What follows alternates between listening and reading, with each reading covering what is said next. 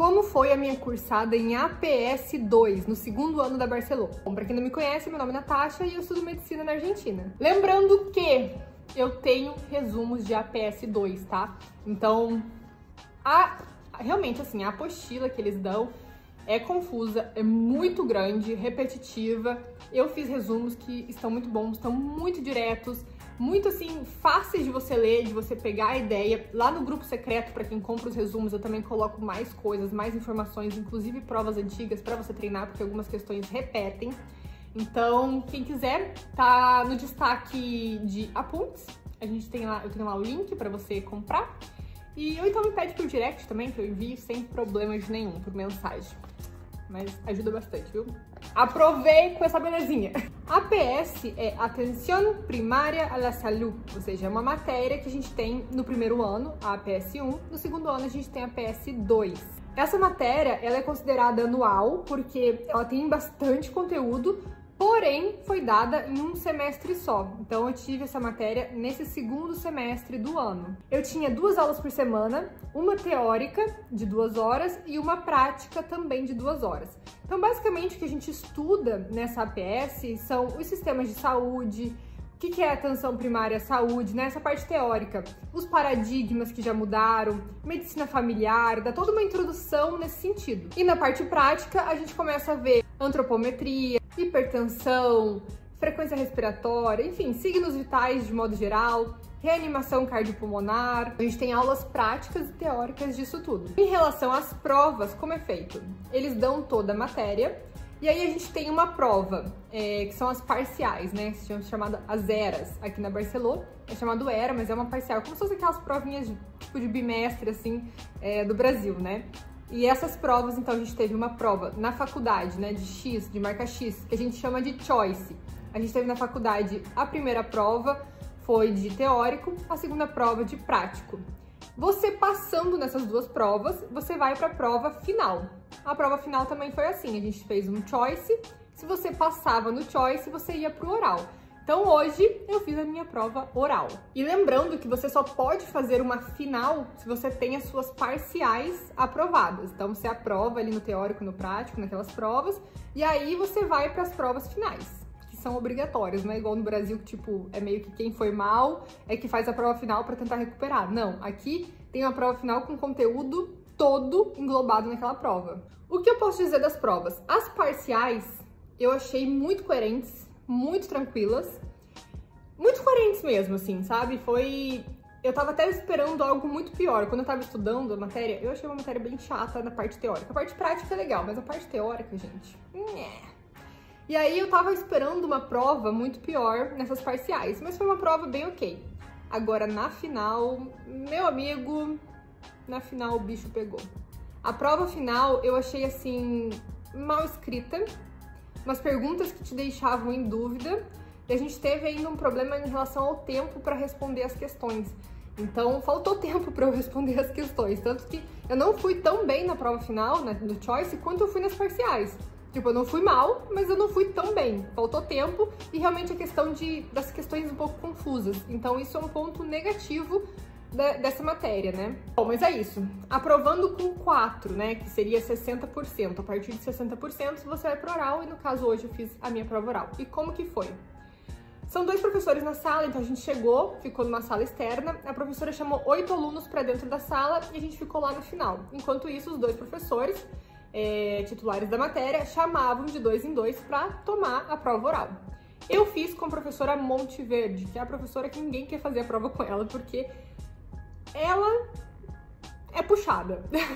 Vou te dizer, é puxada e fazendo essa prova oral, realmente, eu tenho que concordar que é puxado. Vou dizer assim, que a minha prova foi bem difícil. A primeira pergunta, gente, eu tava tentando responder e eu já pensei, meu Deus, eu tô reprovada. Acabou pra mim, já era, entendeu? Acabou, não é possível, gente. Eu vou reprovar nesse negócio. A minha primeira pergunta foi sobre indicadores de la saúde. Então é aquela parte de taxa de mortalidade infantil, neonatal, esperança de vida, enfim, né, nesse sentido. O problema e isso já fica a dica pra vocês. Uma coisa que eu faço muito com outras matérias, eu não fico estudando, decorando definições. eu estudo, eu entendo e eu sei reproduzir com as minhas palavras. Essa professora, ela gosta da definição exata. Então, assim, meu conselho para quem vai fazer essa prova é: decore a definição. Não basta você entender e tentar explicar com as próprias palavras, porque ela quer a definição exata. Então fica aí uma dica para vocês. E nessa primeira parte, eu me embolei toda e ela fazia umas perguntas que, tipo assim, eu não entendi o que ela tava querendo dizer. E chegou uma hora que eu falei assim, você pode reformular a pergunta? Porque eu não tô entendendo o que você tá me perguntando, que era relacionado ao tema. Enfim, ela explicou, eu consegui responder e foi para a próxima pergunta. A próxima pergunta foi sobre NBI, que é um indicador de necessidades básicas insatisfeitas, né? E aí eu expliquei que é NBI e um detalhe, tá? Então já fica aqui como dica também. Eu expliquei sobre a canasta básica e a canasta alimentária. No que eu tava falando, eu falei sobre essas duas e expliquei o que é a básica e o que é a alimentária, né? A diferença entre pobreza, no caso eu não usei essa palavra pobreza, isso é mais um detalhe. Pobreza extrema, né, que seria indigência, e no caso a pobreza. E aí eu expliquei, e duas coisas. A primeira, como eu não usei a palavra pobreza, ela ficava me perguntando, tá, mas para que serve o NBI? Aí eu falava que é um indicador de exclusão social e econômica, porque realmente faz parte disso, né? Inclusive dei exemplos da parte de educação, sanitária, vivenda, enfim. E ela, não. O que exatamente me indica isso? E eu fiquei, gente, como assim? Mas eu já tô falando, é exclusão social e econômica. Sabe assim, quando não... Aí, tipo, eu falei o óbvio, achando que não era isso. Eu falei assim, não, indica nível de pobreza. E ela, sim, é isso que eu tô querendo que você fale. Então, gente, se você achar que é bobeira, se acha que é óbvio, fale do mesmo jeito, entendeu? Porque pode ser isso que ela queira. Bom, passado isso, aí ela falou, tá, você falou de canastas, mas qual que é a diferença? Canasta básica, alimentar? Quais são os... Aliás, melhor, ela falou assim, quais são os tipos? Você falou canasta, mas qual que é o tipo? Aí eu fiquei, gente, será que tem mais? Eu estudei 2 tipos? Será que existe outro tipo? Ali já comecei, tipo assim, e agora? Comecei a pensar, eu pedi um momento pra ela, e dela falou mais alguma coisa, aí eu falei, cara, quer saber? Ela não escutou o que eu falei. Porque eu já tinha falado a diferença, né, da canasta alimentar e da canasta básica, que significa um umbral ali pra pobreza extrema, no caso de não alcançar a compra da canasta alimentar ou então da canasta básica. Inclusive eu falei o que era uma canasta básica, o que compreendia, né. E eu falei, cara, ela não prestou atenção no que eu falei. E aí eu repeti. Ela, sim, é isso, você tem que me falar exatamente essa definição. Ou seja, naquele momento, obviamente, que eu não ia falar pra ela, ai, mas eu já tinha falado, né? A gente cala a boca, respondeu, é isso e pronto.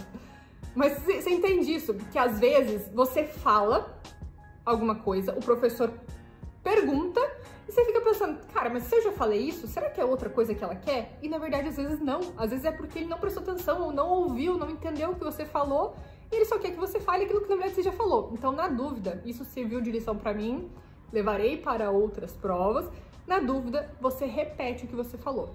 Não pense que, tipo, ele tá me perguntando uma outra coisa que eu nem sei o que é. Não, repete o que você falou e vai dar certo. Bom, basicamente foi isso, daí falei da parte do per capita e tal. E aí a gente passou para a próxima pergunta. A próxima pergunta foi sobre FESP, funções essenciais de saúde pública. E aí eu expliquei o que era a FESP, só que assim, eu expliquei assim até que bastante. Só que, gente, ela foi aprofundando. Aí chegou no momento que daí a gente chegou no momento de reitoria, gestão, daí eu falei da boa governança. E ela falou assim, mas tá faltando alguma coisa, precisa ter alguma coisa pra FESP. E eu fiquei assim, cara, o que ela tá perguntando? Não sei. E daí ela falou assim pra mim, plata, precisa de dinheiro. E eu falei, cara, sim! Só que você entende que às vezes a gente acha que é óbvio, mas ela não sabe que pra gente é óbvio. E ela precisa tirar essa informação, ela precisa que você fale. Então, na dúvida, tudo que for óbvio, fale. Ah, beleza, pra determinado programa, serviço, implementação, precisa de dinheiro? Fale que precisa de dinheiro. Porque é óbvio que pra alguma coisa precisa de dinheiro, mas ela quer que você fale. Não sei como são os outros professores, né, o professor Dória, mas essa professora, fale o óbvio, decore definições, né, explique a definição exatamente assim como tá, que vai dar muito boa. Terminou essa parte, falei bastante sobre FESP, inclusive, E aí ela me fez uma pergunta assim, o que que é é a sigla, né? SEM. Só que a minha cabeça ainda tava pro teórico. Aí eu pensei assim dela, você estudou RCP? Daí na hora eu falei, cara, não é uma sigla da parte teórica que numa dessa eu não estudei. Daí eu falei, serviço de emergência médica. Era uma pergunta extremamente simples. Só que você entende que, assim, e por que eu tô repassando isso pra vocês? Porque a gente tem que pensar de uma maneira global, principalmente se a prova é prática e teórica. Porque como a gente só tava fazendo perguntas teóricas, a minha cabeça ficou na teoria. E eu não conhecia nenhum programa, nenhum projeto chamado SEM. Mas daí, na hora que ela falou RCP, aí eu falei, cara, então é o SEM da parte prática. Então é o serviço de emergência médica. E ela falou, sim, beleza. E aí ela me perguntou sobre vacinas. Aí você tem que saber sobre vacinação, né? No caso, de vacinas atenuadas e vacinas inativas. Daí ela perguntou exemplo, daí eu falei, Covid. Falei, tem dos dois tipos. Daí ela deu risada. Ela, você vai ter que me falar outra. E eu não soube falar outra. Mas enfim, falei Covid, entendeu? Ela me perguntou, eu respondi. A gente deu risada disso, né? Mas deu certo. Bom, gente, essa foi a minha prova oral final de APS2. Então, estou aprovada. E bem, ainda por cima. Então, tipo, tá ok. Eu não fiz a melhor prova possível. Se eu tivesse entendido melhor as perguntas, realmente a maneira como ela pergunta é confuso. Então, se prepare com as definições, se prepare para fazer perguntas para viajar dentro do tema. Acho que esse seria o termo, para você viajar dentro do tema, porque ela vai te levando assim, como se chega uma hora e fala, cara, o que você tá falando? O que você tá perguntando? Mas, no fim, dá certo. E assim, eu acho que uma coisa que conta para aprovação em prova oral é a sua... é você demonstrar, assim, você ficar muito, tipo, ai meu Deus, não sei, vai parecer que você não estudou. Então, tipo, tudo que ela me perguntava, eu começava já a responder com firmeza. Daí ela me fazia as perguntas que pareciam confusas, daí eu parava um pouquinho, assim, pra pensar e tal, né? Daí você já muda a posição. Mas tudo que você saiba, que tenha conhecimento, fale com muita certeza. Porque, com certeza, isso vai te ajudar na hora da aprovação, na hora dela ver que você estudou, que obviamente todo mundo fica nervoso, mas que você respondeu as coisas que você sabe, as coisas básicas, com certeza. Ou seja, você não tá chutando, você não tá, tipo, acabei de decorar antes da prova e trouxe aqui e tô jogando alguma informação. Então, tente falar da maneira mais completa possível. Realmente, não é uma matéria simples no sentido de que as provas são complicadinhas. Como eu falei, as parciais nem tanto, menos do que eu esperava. Mas afinal, realmente é complicada. E pelo que o pessoal falou, não existia prova oral de APS2 nos anos anteriores, começou esse ano. Então, estamos aí, né, sendo o projeto deles de prova oral para APS2 e complicando a nossa vida. Porque prova oral, gente, sempre exige mais da gente. Exige uma preparação diferente, exige um emocional diferente, mas estudando vai dar certo. Aí no final, basicamente foi isso, né? A gente terminou essa pergunta, ela colocou ali a nota e falou, pode ir. E aí eu fui. E antes que ela mudasse de ideia, eu fui. Bom, é isso, gente. Tô muito contente porque essa aprovação é uma matéria a menos na minha vida, na faculdade, e já me deixa aí dentro do terceiro ano da faculdade.